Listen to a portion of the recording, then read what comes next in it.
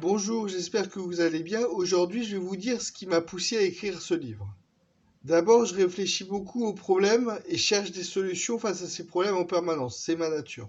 Donc, j'écris ce livre pour partager ces solutions. Mais un autre élément qui m'a décidé est que je participais à Wikipédia depuis environ 2006 et qu'en 2020, en essayant d'améliorer la page Wikipédia de Luc Montagnier, qui était à charge contre lui, je suis tombé sur des gens qui me semblaient être des lobbyistes, soit pour l'industrie pharmaceutique, soit pour une puissance étrangère. Depuis environ 2006, avec mes études de médecine et ma passion pour les maths, je faisais des améliorations sur les pages médecine et mathématiques. J'ai dû faire 500 modifications ou plus. Quand j'ai voulu modifier la page Wikipédia de Luc Montagnier, tout d'abord j'ai remarqué qu'elle était vraiment à charge contre lui, ce que j'ai trouvé vraiment bizarre sur Wikipédia. Puis après l'avoir modifiée pour la rendre plus neutre, 3 ou 4 personnes qui se connaissaient sont arrivées en l'espace de seulement quelques minutes et m'ont bloqué quasiment. J'ai pu continuer à écrire dans les commentaires, mais ils m'ont pas écouté. Et pour moi, c'est du jamais vu. D'abord parce que je m'étais jamais fâché avec personne sur Wikipédia, et ensuite parce que les gens étaient tous indépendants sur Wikipédia. C'était juste des gens ponctuels, jamais de groupe. Et aussi parce qu'en général, les autres auteurs mettaient 1 à 2 jours pour répondre. Là, ils sont arrivés en 20 minutes. Et enfin, si ces gens étaient comme les autres contributeurs, mes arguments auraient été écoutés et très certainement pris en compte. Et donc sur Wikipédia, ces gens semblaient suspects et semblaient être des lobbyistes. Et puis j'ai aussi croisé pas mal de personnes organisées en groupe sur Internet ayant un peu le même discours, en particulier sur Luc Montagnier, allant jusqu'à suggérer qu'il n'avait jamais eu le prix Nobel. Assez en colère, je me suis battu sur ces gens sur Wikipédia et ils ont fini par me bannir. Ces gens-là ont banni des dizaines, voire des centaines d'autres utilisateurs qui n'étaient pas d'accord avec eux. Encore une fois, c'est du jamais vu. Et ils contrôlent des pages souvent liées à la santé ou à la politique.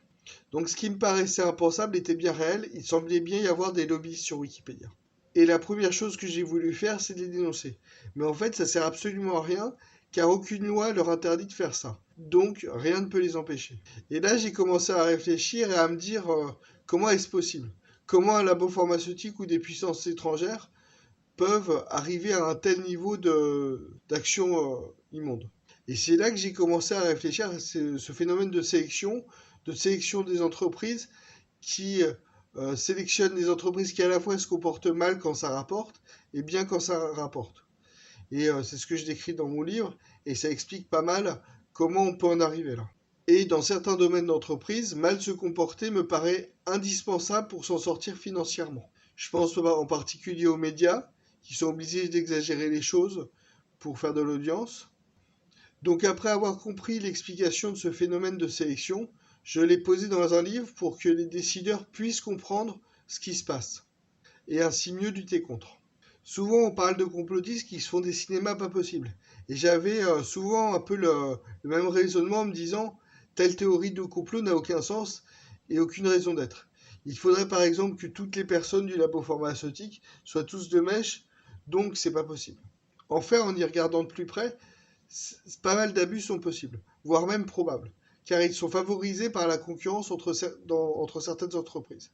Et il n'y a souvent aucune loi et aucune personne pour les empêcher. Donc même si tout un tas d'employés se comportent mal dans l'entreprise et qu'il y a certains qui veulent les dénoncer, ils ne peuvent pas les dénoncer parce qu'il n'y a pas de loi qui les empêche de faire ça. Et oui, je pense que c'est grave qu'il peut parfois y avoir des découvertes scientifiques qui pourraient sauver des gens qui sont bloqués. Et il y a plein d'autres sujets que j'aborde dans le livre et qui sont comme celui-ci très importants. Donc je vous remercie d'avoir regardé ma vidéo et n'hésitez pas à jeter un coup d'œil à mon livre. J'essaye de faire bientôt un texte vraiment très court de 2 pages qui récapitule tout le livre, vraiment les idées les plus importantes, et je vous le signalerai à ce moment-là. Merci, au revoir.